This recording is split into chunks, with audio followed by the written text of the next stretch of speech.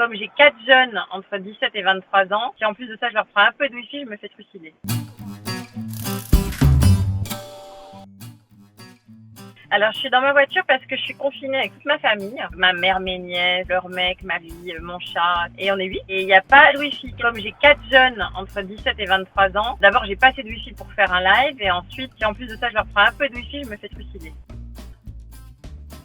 C'est de pas avoir d'espace de pause, en fait, de solitude. J'ai besoin de me retrouver avec moi-même et voilà, c'est pas possible. C'est un petit peu dur. En même temps, c'est ça qui est bien, de pas être tout seul. Mon problème, c'est vraiment les connexions. Je m'aperçois que je suis vraiment très très dépendante pour mon boulot, pour tout, des réseaux, et que quand tu les as pas, tu te sens vraiment tout nu, quoi.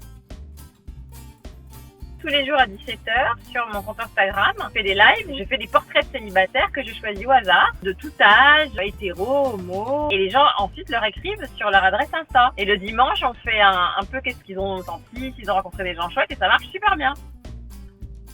Parce que justement, j'avais la chance d'être en famille et je me suis dit ça doit être quand même terrible d'être tout seul, sans personne dans son cœur, ni dans sa tête, que ses potes avec qui converser, et il y a des moments où ça doit être encore plus dur. Donc je me suis dit qu'est-ce que je pourrais faire pour aider les gens. Bon, il y a un truc que je sais faire, c'est parler, et c'est faire parler. Donc en fait, on va faire parler les célibataires, et puis ça marche super bien les réseaux pour ça.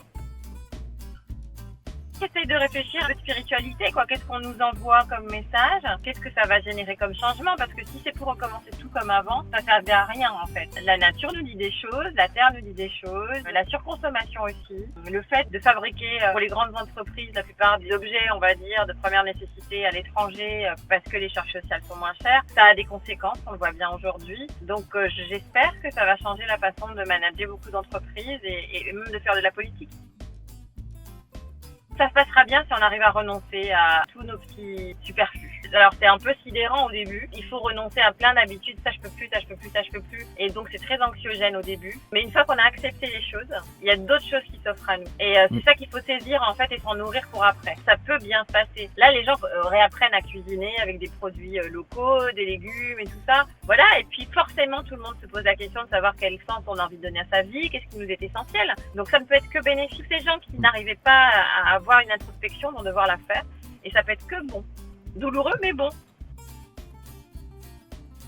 J'espère que le confinement va pas s'arrêter comme ça d'un jour à l'autre, parce que sinon ça veut dire que l'épidémie va revenir. J'espère sincèrement que notre gouvernement aura l'intelligence de faire en sorte que le confinement s'arrête petit à petit et qu'on reprenne le travail tranquillement, sans prendre les transports en commun par exemple, sans ouvrir les bars, les restos, les boîtes de nuit tout de suite, parce que sinon ça va faire comme en Chine et comme en Hong Kong, on va devoir reconfiner. Et là, ça va être difficile. Donc j'espère que ça va être petit à petit et que on va reprendre les habitudes doucement. Du coup, je pense que je vais voir mes potes, je vais voir mes amis. Oui, ça c'est sûr. Moi, ils me manquent, j'ai envie de les embrasser, j'ai envie de les serrer dans mes bras, j'ai envie de leur dire qu'ils m'ont manqué. Mes amis, c'est très important pour moi.